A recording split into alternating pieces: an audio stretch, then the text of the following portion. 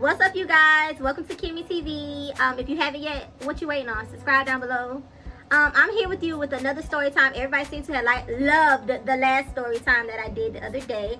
So I do have another story time, which is very educational. All right, so I have my kids in the background. So everybody say hey. Hey. I have my sister in the background. Shay, say hey. She got a weak hey, but anyway, y'all, it's gonna be a good, informative story. It was the time that I worked in a nail salon, and the nail salon, it was my first nail salon. Our second nail salon experience working with Vietnamese people was amazing. Shout out to my girl Elle. Hey Elle, she's Vietnamese and American. Yeah, half Vietnamese, half American. She does bomb nails. She showed me so much. But my first Vietnamese salon was full Vietnamese people that were not Americanized. I mean, they were Americanized, but they was not like half American. They full Vietnamese, so they would come, leave, you would see new faces, blah blah blah. But my story is how one of the Vietnamese guys asked me to marry him for $10,000 in order for him to get a green card in the United States. So he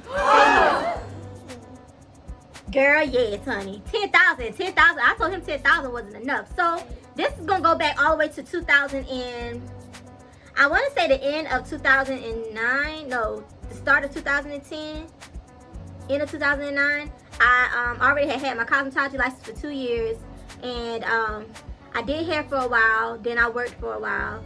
I did call center work, and then that was that. And I lost my job due to, they didn't sign the contract, so they had to let me go.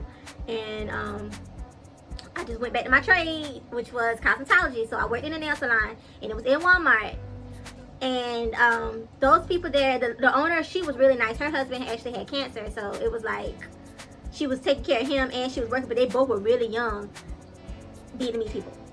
But what I noticed was, I wouldn't say that they were racist. Disclaimer, I am not racist at all. I love all nationalities. But to me, it felt as if they were very racist towards me. Just some of the other Vietnamese people, they didn't want me doing certain jobs, or in there doing full sets, any of the expensive jobs I couldn't do, far as doing nails, sitting at the table, communicate with customers. Only thing I could do was feet all day long, feet.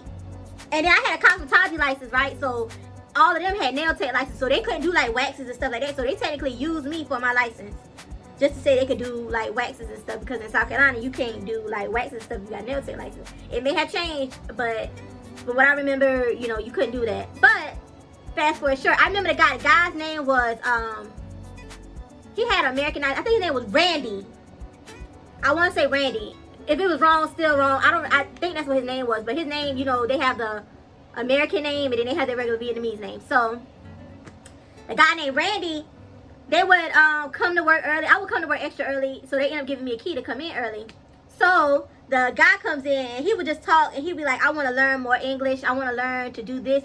I never been here. Only thing I have done was come to the airport, then come to work, and then my visa will be up in 6 months. So I had to go back to Vietnam. And he's like, I love it in America. So we were just talking and talking. And the owner, her name, I'm going to give her a new name. What name can I give her? Rachel. Rachel will be her name. We're going to call her Rachel. So Rachel would come and they would just have a little sidebar, because although her husband was sick, he wouldn't come to work like that. He would come and check on her, bring her flowers, and then go back home. So they would I thought they were sisters and brothers, but come to find out they were cousins. So they would invite me. I used to go some nights. I used to go out with them to Colombia and be hanging out with all their Vietnamese people, going out to restaurants, trying stuff. I went shopping to the nail store with them. Other times to do nails in other nail salons during the day when the kids was in daycare. I only had 2 kids at the time, and Jordan was a couple months old. Jalen was 1 going on 2. So with that, I got to know them a lot better. So Rachel, because I almost said her name, Rachel and Randy, that's what we're gonna call them, Rachel and Randy. They would just have little powwows, and they would be talking and whispering, and then looking at me, and then they would go back to talking and whispering, and they would be I think she'll say no. I think she'll say no. So one day when the shop was closing, I would clean up, get my little extra hours in, just clean up and do everything. Rachel pulled me to the side and was like, Kim, I need to talk to you. I thought I did something bad. So I was like, well, what's up? She was like, we was talking, me and Randy was talking, and we was wondering, would you marry Randy? I was like, bitch, marry Randy? Right, marry Randy? I was like, no, I don't even like him. He's not even that cute. But when I was putting two and two together, she was like, no, it would only be just like, y'all would just be like friends, and y'all got married because I'm trying to get him a visa into the green card into the U.S., like a public, I don't know how you could pronounce that. Would it be what? Your green card? Get his green card into the U.S. Right, correct. Get his green card into the U.S. He said he could pay $10,000 if you want more. If you want more, we could come to an agreement. We can sign a contract. Y'all can get married, and then after 6 months, y'all can be annulled. So now I know all of like that's sometimes that's against the law. Because, I've known people who have, got in trouble for that. And I know it's against the law. But me being young and dumb and need the money, I was like, hey, let's go for it. But I never done it, y'all. So don't be on here like, oh, Kim married a Vietnamese man just to get him into the United States. Because that's not true. I didn't marry that man. I told him no. So, the next morning, after I came home and I thought about it, I didn't tell nobody because I was like, that is so stupid. Like, why would they want to ask me that? And, like, tell me, could I get to know Randy? Could y'all go out and date? Just like ask each other about each other and stuff like that. Write some notes so he can study you, and then he write notes about you. You can study him. Make up a plan of where y'all met at, and what else did she say? Like y'all go on dates and stuff, take pictures together. Cause that's when Facebook and Instagram was first started really popping good. Like just started popping. Like 2010, 2009. It's like getting there.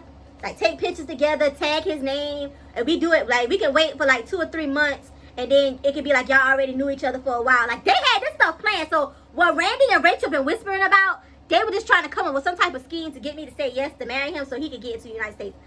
So the next morning he gets to work. I come early like normal. He comes, say good morning, offered to buy me breakfast. I turned it up. I said yeah. I think I said yeah. Cause I don't turn on no food. So yeah. I said yeah, you can get me some breakfast. So we got breakfast and we went we sat on the chairs because it was kind of early. So a lot of people don't come in there. She opened the store at around 8 o'clock. People don't really come in there until around 10 o'clock. Like, older people would come, but it wasn't that many people. Maybe about 1 or 2 people that would come early in the morning. So, we sat at the pedicure chairs, ate breakfast, we were talking, and he was like, so did Rachel talk to you about what we was talking about for the past couple of days? I was like, yeah, I heard you want to marry me. And he was like, so you say yes, you say yes. I say no, no. I'm not marrying you because I don't know you like that, and I do not want to get any kind of trouble. I'm like, what all do I have to do? And I said, I don't know if you're going to give me the money. He was like, I'll give you $10,000. I was like, no, I need more than that for to marry me. I need like $20,000. I need some money. I need money. Like, I want money in my hand. If the money in my hand, we ain't got no plans. So you need to get the money in my hand. So he was like, yeah, we could go in agreement. You can sign a contract. We can go out and go get lunch, take pictures together and stuff like that, do things. I'm like, so if I marry you, do I take on that Vietnamese name or do I keep my last name and you take on my last name? Because I wouldn't want you to be like, I wouldn't become Dong or something, whatever kind of name it is. No disrespect to the Asian community and your last names. I love all Asians. But I don't want to change my last name. At the time, I was really young. And, like, I needed the money at the time, but then I didn't need the money at the time. But, like, if I didn't have to work for $20,000 and I could just say I do and stay home, like, I'd have been good. Like, I should have said, to be honest, I should have said yes because in 6 months, I wouldn't have been married no more, and I still would have been young. We would have done nothing. And he would have had his green card. He might be got it now. He might have suckered somebody into saying yes to marrying him. Like, but for real. But back to the story, back to the situation. He was like, yeah, we could just do this, do that, sign papers, and come to agreement. I'll write you a check. Once we say I do, that was the scheme though. He was like, $5,000 first, and then after you say I do, you get the other 5. I was like, no, if you do 10 first, I say I do, and you get the other 10. I'll be like, oh yeah, we can do this. Like, that'd have been done. But he kind of thought about it. I was like, you sure you want to do that? You don't want to get in no trouble or anything like that. I'm like, I don't know you, you don't know me. And we didn't do it. We didn't do that because I ended up having some altercations with some other Asians in the shop because, like, they would try to do more. They would try to upstage me. Like, I wasn't making no money when she started hiring more people in there. That's another story time for y'all. But at the end of the day, I said no because I didn't want to marry that man because I didn't know to him. Like, girl, stuff is crazy these days, and I wouldn't want to know what kind of crazy person. I married him and brought him in the U.S. and he started killing people and stuff like that. And I didn't want to have that blood on my hands. I was just thinking like that. I was thinking rationally. You know what I'm saying? So After that, you know, I didn't stay in that shop long. I actually went to my friend's shop and started working with her. She's Vietnamese, half American. She's really cool people.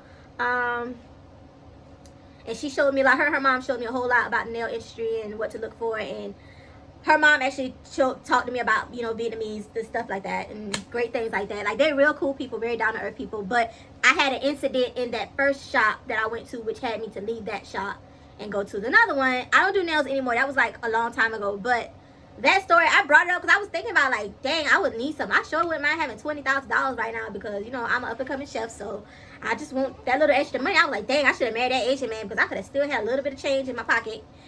And I would have saved that money and let that money grow, put it in a CD or something. But all in all, that experience was really crazy. Do you have any questions? What? What's the question? If you did marry him, like, what would you think, like, you actually do? I don't think I actually would do nothing because, like, it was all contract related, like business. It was for business. Like, after 6 months or a year, he would want to get annulled. He wouldn't want to marry me. Like, he would have been already here in the U.S. and living his life and have citizenship. That's what it's called. Gaining citizenship. That's exactly what it is. So, I said no, and I left that shop because I was treated unfairly. Like, they were kind of racist. Not the owner, but the other employees. And they would do things to try to sabotage my work and, you know, things like that. I could kind of see when they were using me. So, I left. So he tried to use you to get a card? Huh? So he tried to use you to get a card or something? No, he tried to use me to get citizenship in the United States. I'm glad you didn't do that. I'm glad I didn't either because I wasn't going to tell Mom. Like, he was like, don't tell your parents. Don't tell your parents. And I was like, I gotta tell. I get random stuff in the mail with a Vietnamese last name, Kimberly. No, I couldn't.